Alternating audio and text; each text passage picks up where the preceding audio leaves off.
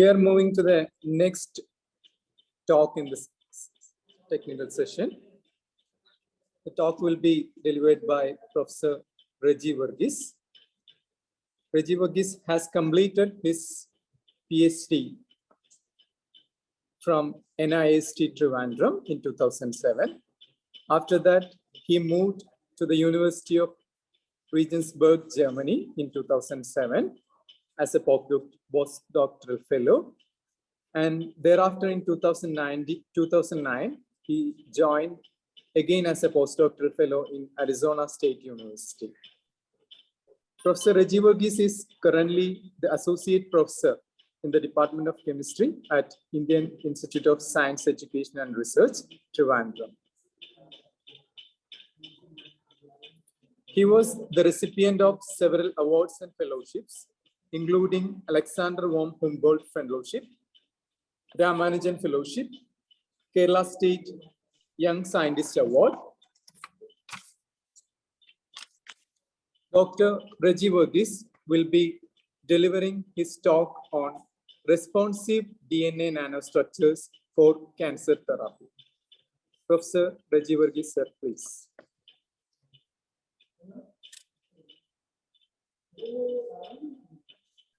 Thank you, Dr. Sia. Am I audible, Dr. Sia? Yes. My slides are also visible, right? Yes, sir. Okay. Thank you, Dr. Sia, for the kind words of introduction. At the outset, let me sincerely thank Professor T. Pradeep for the for inviting me, and also for the continuous support and encouragement in whatever way he can. Thank you very much, sir, for your kind support and help in, throughout my career. And I also congratulate the department for organizing this wonderful lecture series. It is indeed really nice talks we had in the morning, and we are going to listen in the coming days as well. It is really a great initiative by Professor T. Pradeep to having EFCS lecture series with the help of Farooq College. Thank you, and congratulations to all the organizers for this wonderful opportunity. And the talk, myself, Reggie Verghese from the School of Chemistry, Indian Institute of Science, Education and Research at Thiruvananthapuram. The talk I will be giving on a research area which we are interested in the last few years at IISER Thiruvananthapuram, which is titled as Responsive DNA Nanostructures for Cancer Therapy. So before I enter into the topics of discussion, I would like to give a very brief introduction about these DNA nanostructures, which was a very recent and emerging area of research across the globe. So coming into the area of DNA nanostructures, it was initially coined and designed and executed by Professor Ned Seaman from the New York University. And in the 1980s, what he proposed was that if you are looking into this particular DNA, which is a double-stranded DNA, which is having a small sticky end, and if you are taking another double-stranded DNA, which also has a small sticky end, due to the self-complementary between the sticky end, you can actually join these two small DNA unit into a large DNA unit. So what Professor Seaman called this as a tile-based assembly, where you have a small tile of DNA joining with another small tile of DNA using a sequence-specific DNA hybridization to a bigger nanostructures. So this particular approach of making DNA nanostructures, wherein we are making use of DNA tiles to join through molecular recognition of DNA nucleobases, we call that particular area of research is DNA tile-based assembly for the design of DNA nanostructures. In 2016, Paul Rothman from Caltech, what he has shown is that the even more interesting and more complex DNA nanostructures can be achieved by using another approach which he called as DNA origami approach. What does it mean is that you are taking, what we do is that we take a very large genomic DNA, which is about 10,000 nucleobases long, and if you can fold these large genomic DNA using a small stapled stranded DNA of your interest of your shape, whatever shape you wanted. So wherein also what we are making use of the molecular recognition between the nucleobases. Thereby we are able to fold the genomic DNA into the shape what we wanted. So basically it is similar to the word origami, meaning that folding of a paper which is a very common art in Japan. What they do is that without cutting and pasting, the paper can be folded into any shape. The similar phenomenon is done in this particular case also, wherein without cutting and pasting, we are folding the large genomic DNA to the DNA of any shape. So these are the two approaches for the construction of DNA nanostructures. One is DNA tile-based assembly, wherein we are joining the small tiles of DNA. In the case of DNA origami approach, wherein you are folding a large genomic DNA of a desired shape. So in both the cases, we are making use of the molecular recognition behavior of DNA. So, so by using these two approaches, a lot of examples are reported in the recent years, wherein DNA tile-based assembly was used by several researchers, and they have achieved different nanostructures like DNA tetrahedron, DNA dodecahedron, buckyball structure, any way extremely complex structures have been designed in recent years. And even, interestingly, DNA origami approach was also exploited extensively for the design of extremely complex DNA-based nanostructures, which are otherwise impossible to make. For example, a DNA-based vase and a kind of globe, half of the globe, and different kind of nanostructures were designed using both the DNA tile-based assembly as well as the DNA origami approach. And if one of the disadvantage associated with both these approaches is that the design principles are not really straightforward. They are extremely complex, and actually this can be achieved with the help of a computation aid. Otherwise, it is not really easy. And also, integration of functional moiety into these nanostructures is also challenging, meaning that if you want to integrate a functional domain into the DNA nanostructures, we need to chemically modify individual strand wherever you wanted to have a functionality. So these are highly laborious and extremely challenging. So though these DNA nanotechnology approaches permit us to design extremely complex DNA nanostructures, their design principles are extremely complex and challenging. In addition to that, integration of other functional domain is extremely difficult and highly laborious. So an alternative approach is definitely demanding. And what I will be discussing today in my topic, an alternative approach for the design of DNA nanostructures other than the tile-based assembly and the origami approach.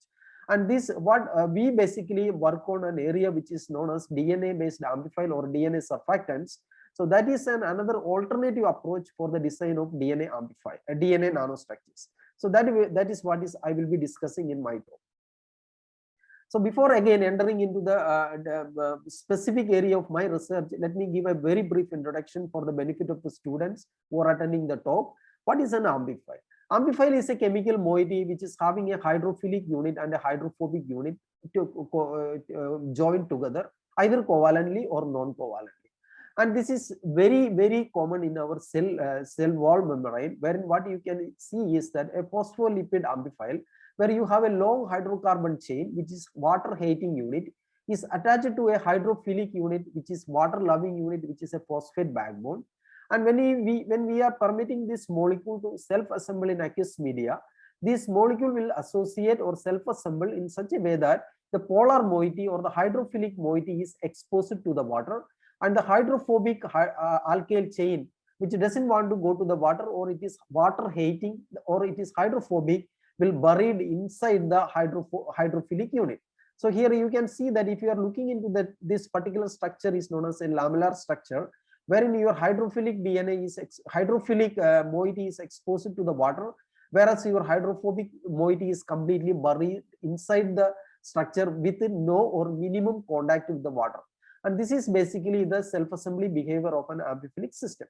So this self-assembly of an amphiphilic system has been explored extensively in small organic-based and inorganic-based supramolecular chemistry.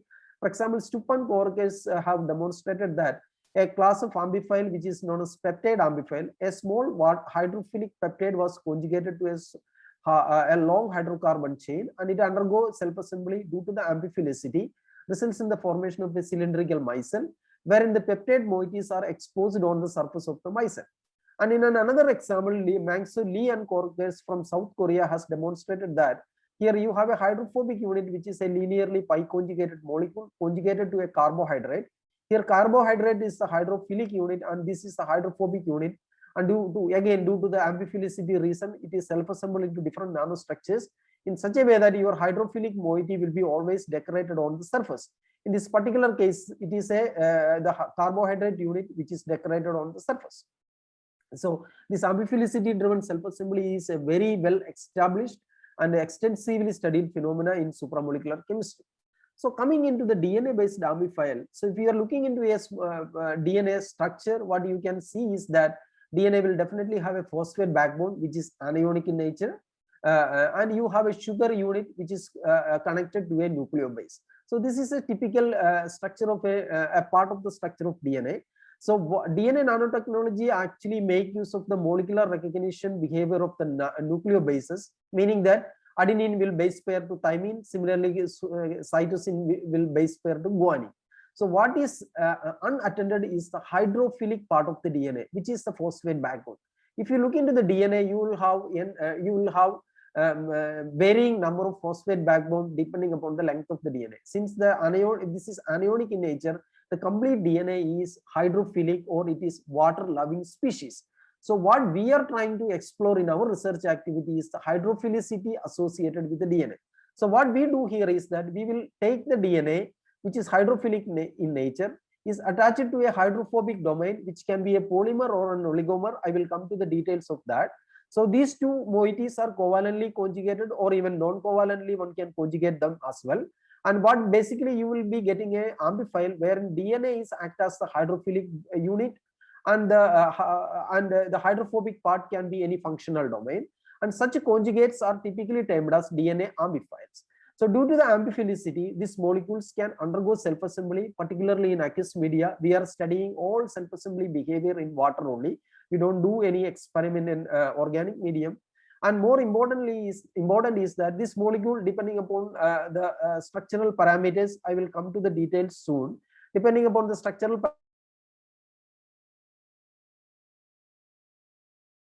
So how do we tune the nanostructures? That is what is one part of the talk I will be discussing. And more important point I want to discuss here is that all the structures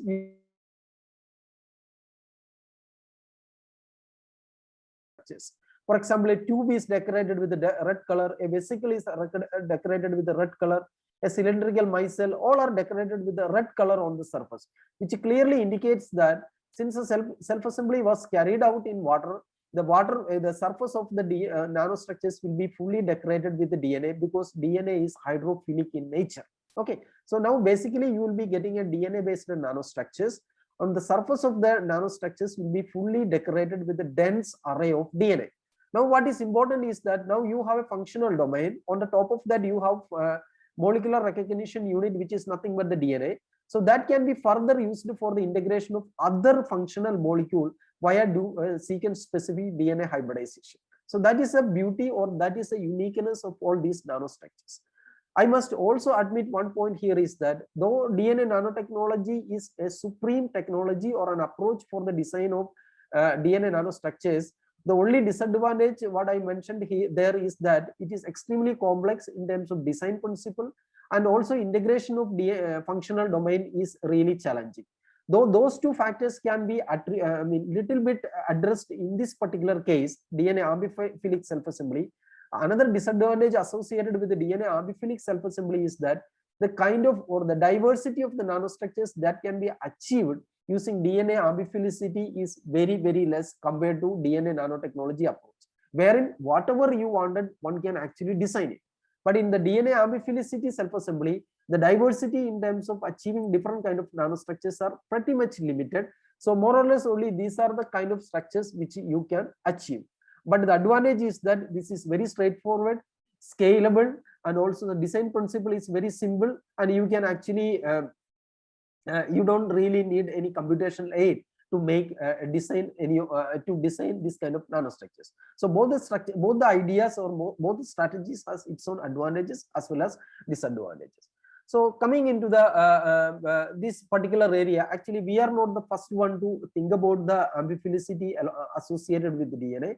2004 Chad Mirkin group has reported one of the first example of DNA amphiphile. where what they have shown is that when DNA is conjugated to a flexible hydrophobic unit, in this particular case, it is a polystyrene moiety. And what they have shown is that this particular amphiphilic system undergoes self-assembly in aqueous media, results in the formation of a micellar nanostructures.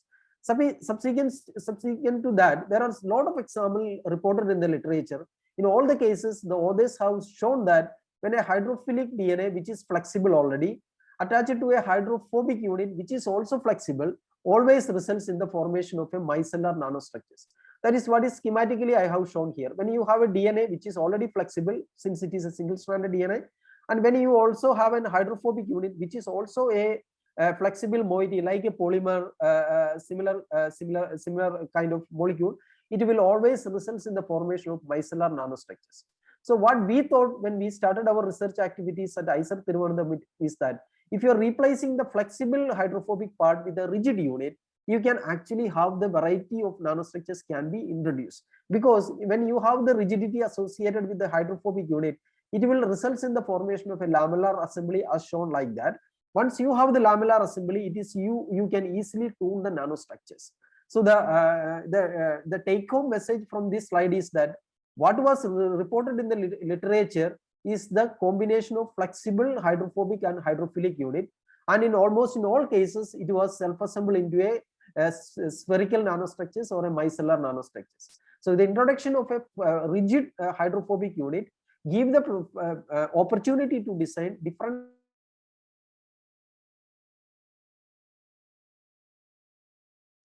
So coming into the first example which we have reported the way back about 10 years back in 2014, I mean almost 10 years back, is that a series of DNA amphiphile we have synthesized, and where you can see that you have a hydrophilic DNA which is shown in red color, which is a 10 base pair long DNA attached to a rigid hydrophobic unit along with a hydrocarbon chain is also attached. This is to introduce the hydrophobicity, enough hydrophobicity. And we have synthesized a series of molecules like DNA1, DNA2, and DNA3. I'm not going into the details of the synthesis. So what all you can see here is that you have a DNA amphiphile where DNA is a short DNA, and you have a rigid hydrophobic unit, as I told you in the previous slide. And these are the three DNA amphiphile we have synthesized in our laboratory. And if also you have to consider one point is that this molecule is actually molecularly defined. It is not like a polymeric structure. It is well characterized using HPLC as well as characterized using MALDI analysis. This is like a molecular system only, not like a polymeric system. It is purely monodisperse molecular system. And due to the amphiphilic driven self-assembly, this molecule undergoes self-assembly in a lamellar fashion. Lamellar in the sense, this pi conjugated backbone, due to the rigidity, it will undergo self-assembly via strong pi-pi stacking interaction, because we do the self-assembly in aqueous media, and results in the formation of a lamellar assembly like that.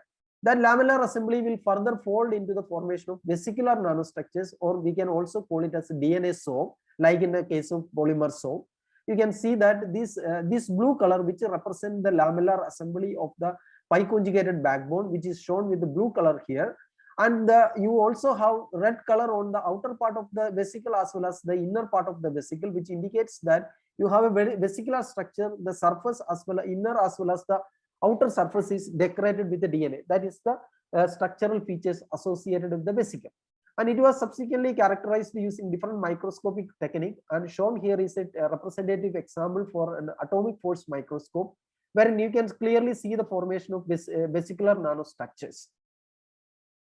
And subsequently, what we have shown is that this is typically a very general or a modular approach, wherein if you are introducing a DNA nanostructures to a rigid chromophoric unit, it will self-assemble and results in the formation of vesicular nanostructures, which we have shown with a library of DNA amphiphile. In all the cases, DNA is acting as a hydrophilic unit, which is conjugated to a rigid hydrophobic unit, and in all these cases, what we have seen is that this molecule undergoes self-assembly in a lamellar fashion, results in the formation of DNA soaps.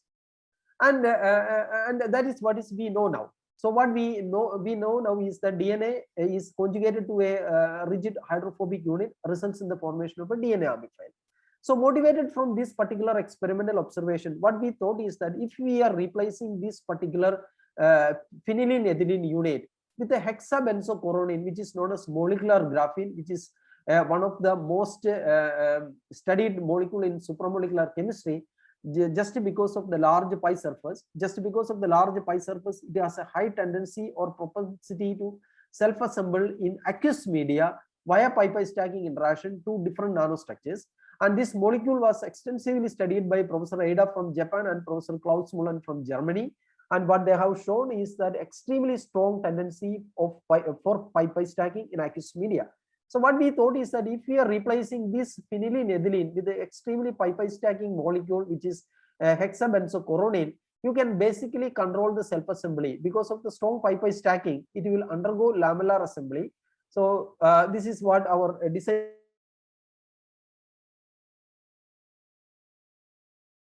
coronine, which is molecular graphene.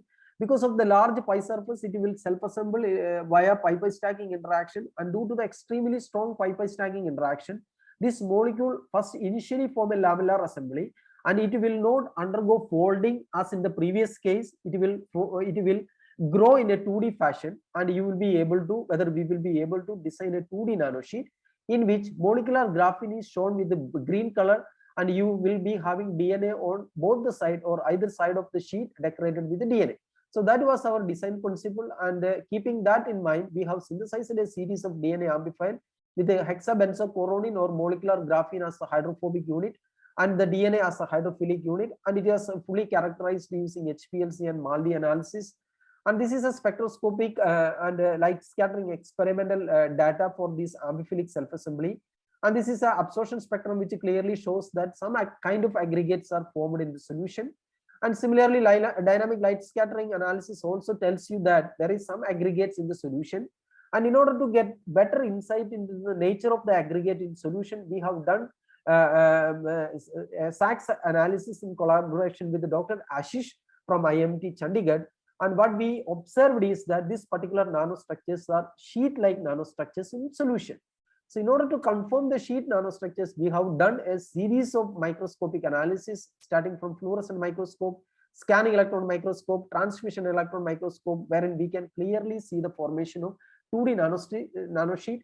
And the lateral dimension of the sheet is in several micrometer, and in some cases we have seen in millimeter long, millimeter lateral width of sheet were also observed.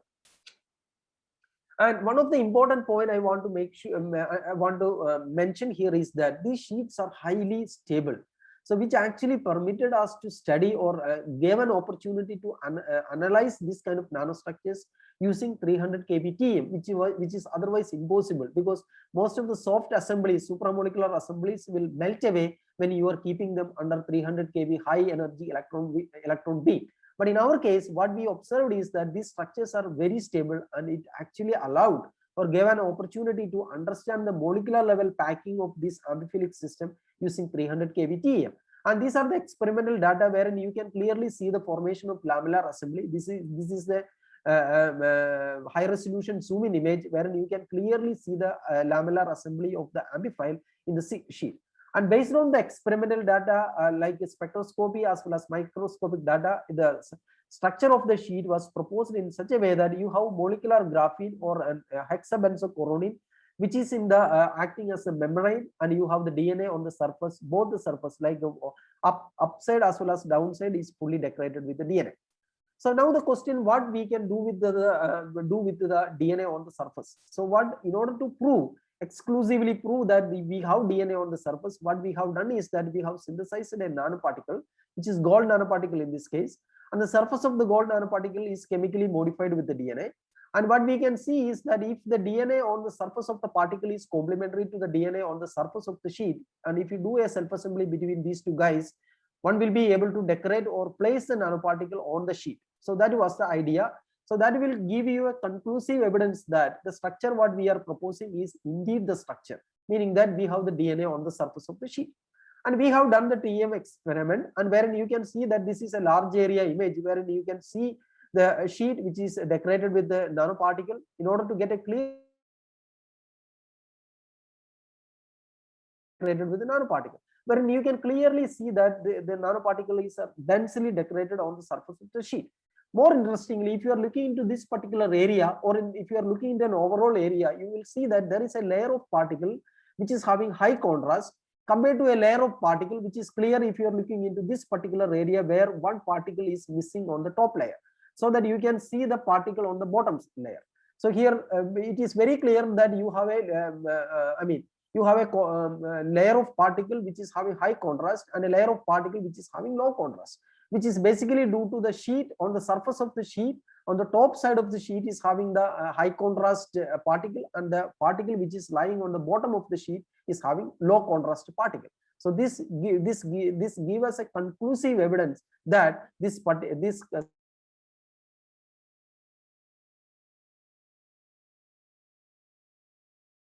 assembly is that this is highly specific to the molecular recognition phenomena, meaning that AT and GC base pairing is the fundamental principle of DNA based self-assembly.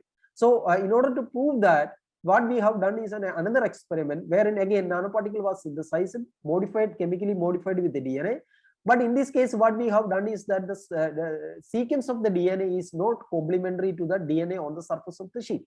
So when we do the self-assembly between this nanoparticle and the sheet, we don't expect any self-assembly because there is no sequence specific hybridization because of the lack of complementarity between the bases. And that's what exactly we have seen, is that we can see that we have the sheet which is not decorated with the nanoparticle which is randomly dispersed along the sheet. So which give us the conclusive evidence that this structure what we proposed based on the experimental data is indeed the structure, and the DNA is on the surface, which was confirmed by the integration of nanoparticle and also proven the complementarity of the DNA on the surface of the sheet. And coming into the another, so how can now we have tuned the structure from the vesicle to the sheet. That is what we have done here. So now what we thought is that if you are disconnecting this bond, so if I disconnect all these single bond in the hexabenzopyridine, what I will basically get another structure which is known as hexaphenyl benzene. And this molecule is also very interesting molecule in the sense these molecules can adopt two conformation. One is a clockwise conformation and an anti-clockwise conformation. Because of the steric reason, the benzene ring on the terminal units will be adopt a conformation which will be orthogonal to the benzene in the middle, or this will exhibit an atroph isomerism in such a way that in order to reduce the steric clash, it will be always orthogonal or not fully orthogonal. It is something about 50 to 60. That is what it is reported theoretically by Kosaka and Korkes in 2016. It is not fully orthogonal. It is something about 50 to 60 angle it will adopt. And all the benzene ring can be twisted in one direction, either in clockwise or in anti-clockwise direction. There is no priority. However, the moment you introduce a chiral moiety, you can actually bias the twisting in either in one direction. So by motivated from this particular observation, what we have done is that we have designed a DNA amplifier wherein DNA is conjugated with the hexaphenyl benzene, and due to the twisting, so DNA definitely have several chiral centers in the molecule, and due to the several chiral centers, this twisting of this particular hexaphenyl benzene will be biased in one direction, either clockwise or in anti-clockwise. We basically will have no idea in what direction it is going to be twisted, but we can only say that either it will be twisted in clockwise direction or in anti-clockwise direction. If that is twisting is actually happening, you can actually induce a twist in the lamellar assembly of the sheet structure. Thereby, one will be able to make a helically twisted nanotapes. So this was the motivation, and in 2019, 1 year back, we have reported this particular molecule, wherein what we have seen, we have shown is that a DNA amplifier which is conjugated to a hexaphenyl benzene. Actually, we have synthesized a library of molecule. I am just showing only one example to show this particular phenomenon, and we have done the self-assembly of this molecule, or this molecule will undergo self-assembly spontaneously when take into aqueous medium. And if you are looking into the CD spectrum clearly tells you that you have a chiral aggregate in the solution. And we have done the microscopic experiment in order to see what kind of structures are there. And this is a transmission electron microscope wherein you can clearly see the formation of helically twisted tape, which is the twist is to the left-handed side, which is represented by the M helicity. And you can also see some of the ribbons are actually flat in nature. This is very much expected, because when you do the TEM analysis, there could be some kind of unwinding of the ribbon, but though we haven't seen many of them, but we do see some of the ribbons are flat in nature, but most of the ribbons are twisted or helically twisted, and the helicity is only in the left-handed way. That is what is shown schematically over here. And these are the two representative transmission electron microscope. And we have also carried out another microscopic analysis such as scanning electron microscope, wherein also you can clearly see the formation of helically twisted nanoribbons. Atomic force microscope also one can see the formation of helically twisted nanoribbon. So our design strategy is working in the sense when you are inducing a molecular level twist, you can actually extend that twist into the supramolecular level as well. This was our idea. Again, we did not stop over there. So now we know we have a helically twisted nanoribbon in our hand. So what can be done with these structures? As in the previous example, we have DNA on the surface of this helically twisted nanoribbon, and it is very much possible to organize the nanoparticles. And in addition to that, this will permit you to organize the nanoparticle in a chiral fashion. That is very much challenging if you, in order to get a template, a predictable template, wherein you can organize the nanoparticle in order to generate chiral plasmoons. So we thought that we will try this particular template in order to generate a chiral plasmon, and for that we have synthesized gold nanoparticle as well as gold nanorod, which are conjugated with the chemically modified with the DNA, and the DNA sequence is complementary to the DNA on the surface. And theoretically, if you do the self-assembly, we should be able to get a chiral nanoparticle assembly in both the cases. In one case, it is a nanoparticle assembly. In another case, it is a chiral nanorod assembly. And we have done the experiment, and we have carried out a detailed transmission electron microscope, whether we really have the structures. And this is a nanoparticle assembly wherein you can clearly see the formation of helically twisted or a chiral assembly of the nanoparticle along the template. So this is a case with the 10 nanometer, and this is a case with the 30 nanometer particle. And in addition to that, so you also see an induced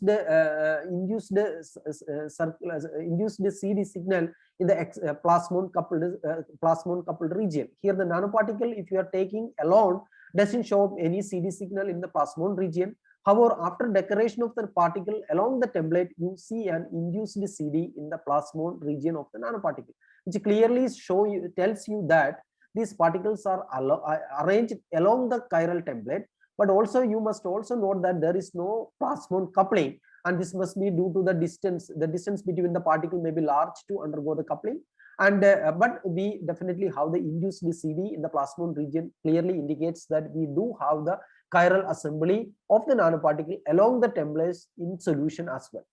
And we extended the experiment to the nanoparticle as a nanorod as well. And in this case also we synthesized the nanorod, decorated with the DNA chemically, and assembled along the template. And what we see is that one-dimensional assembly of the nanorod along the template. In this case, what one must note down is that you don't really see a helical assembly or a chiral feature for the assembly of the nanorod, which what we think is that, or the experimental data suggests this, is that since the rod has high aspect ratio, when it is binding or when it is bound to the nano template, it actually inducing an unwinding of the helically twisted ribbon. Not fully, but a partial unwinding is happening. That's the reason you don't basically see a real helical features for the assembly of the nanorod.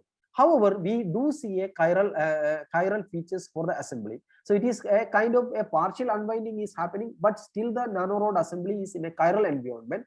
Unlike the nanoparticle, in this case, what we see is that there is a plasmon coupled. There is a plasmon coupling happening in the nanorod assembly along the template, and that's the reason we get a plasmon coupled CD signal. It is bisignated in the plasmon absorption region. So these are the kind of example what we have shown here is that, so we have basically this kind of DNA amplifier, and one can actually tune the structures. So once you have introduced or integrate a rigid functional or hydrophobic domain, it gives you an opportunity to tune the nanostructures the way you want it. By appropriate selection of the hydrophobic segment, one can actually tune the supramolecular nanostructures, and one can actually achieve different kind of supramolecular nanostructures with potential application. So these are this 2020 we have published an accounts of chemical research wherein we have summarized all these details, how one can actually tune the DNA nanostructures and what are the uniqueness of DNA amphiphile self-assembly in this aspect. And coming into the maybe in another 5 minutes, I will wind up my talk, giving a glimpse of research activities, what is currently going on in our laboratory, a part of it. So basically, right now, what we are more interested, what we can do with this kind of nanostructures in terms of biological applications. So particularly, what we are interested here is that we are targeting a particular cell compartment, and by making use of a specific chemistry which is happening in the cell compartment in a cancerous cell compared to a normal cell, whether we can actually design a therapeutic agent without the use of any chemo drug. So basically, we are making use of the peculiar nature of the cancer cell compartment compared to a normal cell, thereby designing whether this kind of DNA nanostructures can act as a therapeutic agent or it can be cytotoxic to the cancer cell, thereby developing a therapeutic DNA-based therapeutic agent. So that is basically what we do right now.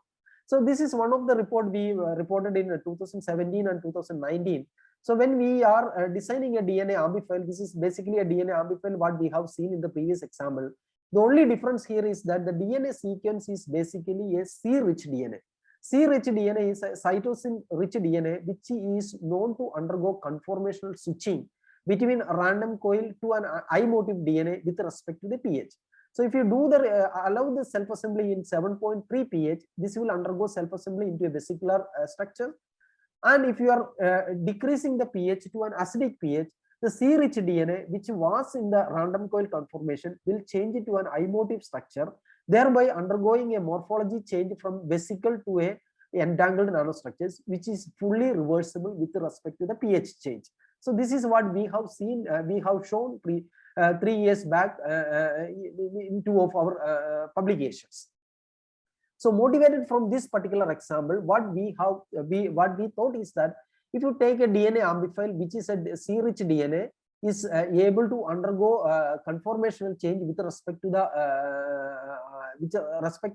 pH, when we are conjugating this to a hydrophobic unit.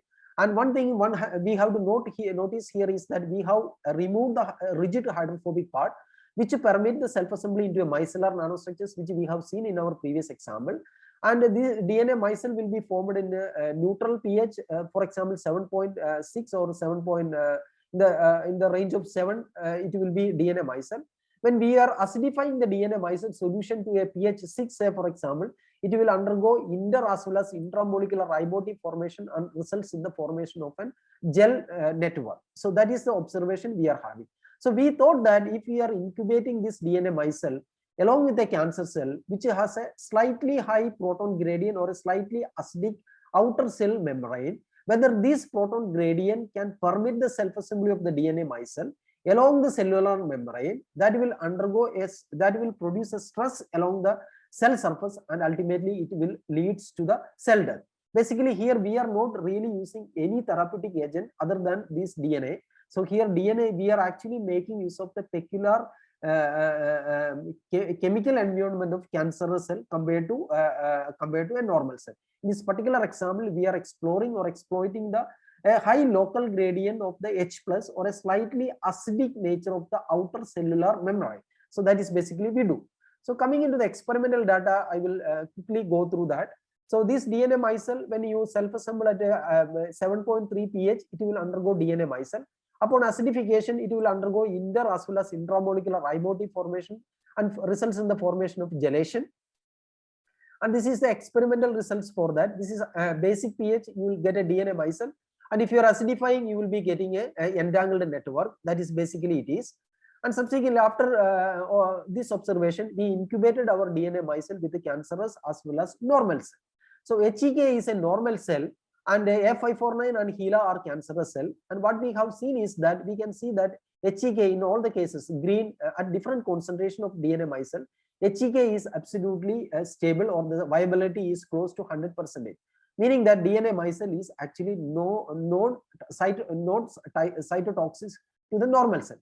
But interestingly, in the cancer cell, you can see that the DNA micelle is highly cytotoxic, And accordingly, you can see a cell death of more than 50 to 60% cell death is observed. And also, more interestingly, as I told you, we are not using any chemo drug. Here we are only playing with the DNA sequence. If you are changing the DNA sequence from a C-rich DNA, that is what is responsible for this particular observation. If you are changing into a random sequence, you can see that you basically see no change associated with that.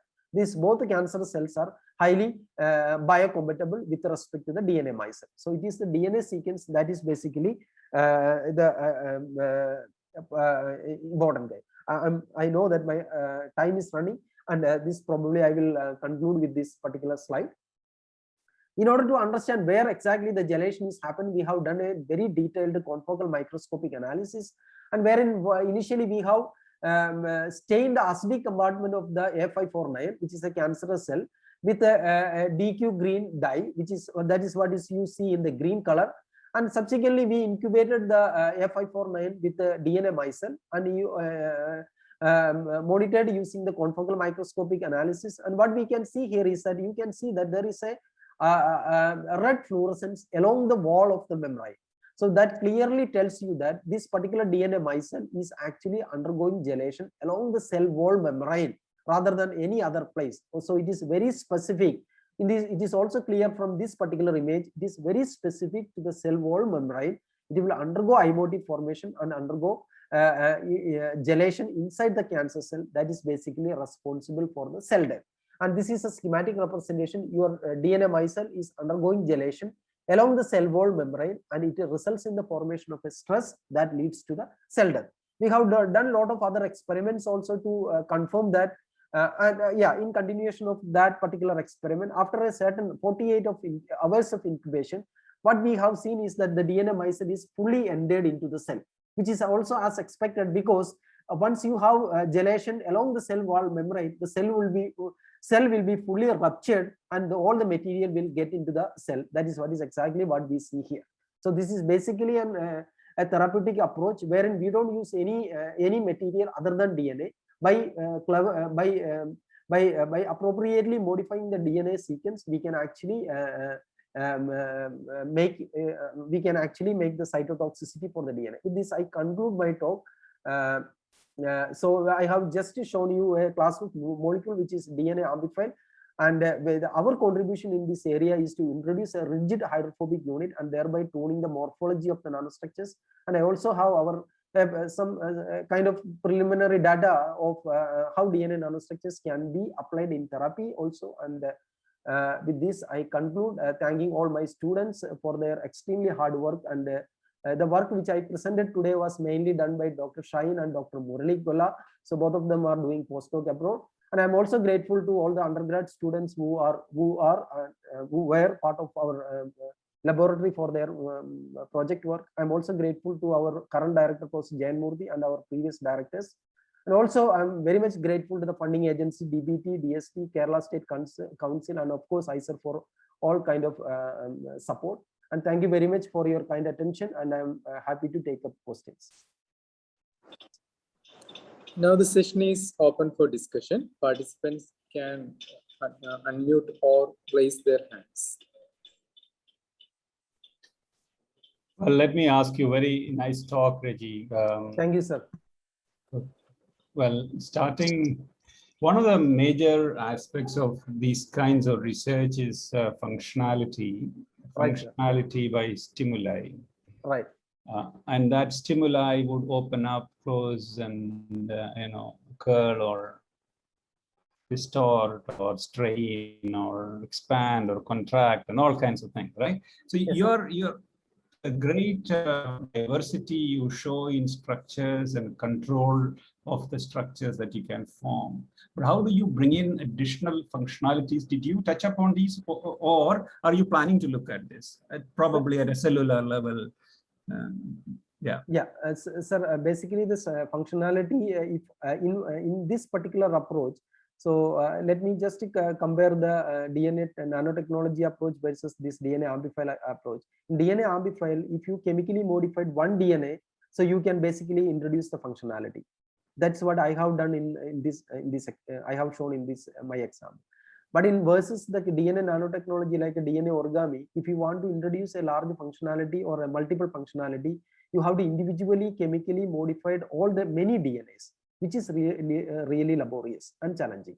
But in this case, you only modify only the monomer unit, wherein you will be able to introduce the functionality and their large assemblies are possible. So we have to chemically modify the DNA, which I agree with you, which is little bit time consuming and challenging. Thank you.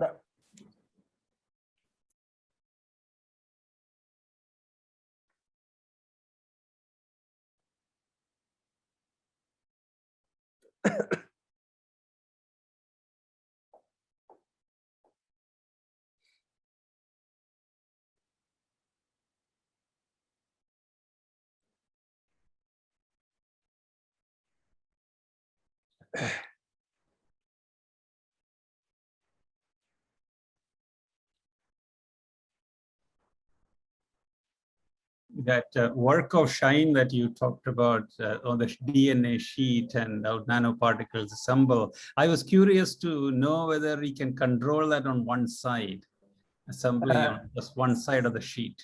Sir, thank you for the nice comment. Actually, we are currently trying that, whether to make an asymmetric sheet so that we will be able to have one functionality or one kind of DNA on one side and another kind of DNA on another side. Exactly, that's what we are currently trying, but we are not successful yet. Thank you, sir. Yeah, we will try that definitely. Nice.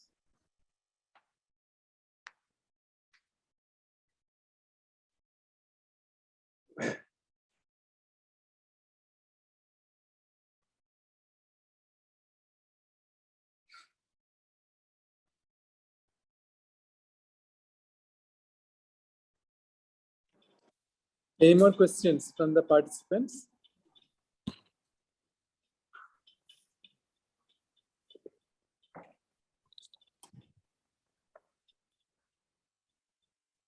If there is no more questions, let me express our sincere gratitude to Professor Reggie Varghese for delivering the excellent talk on DNA nanostructures.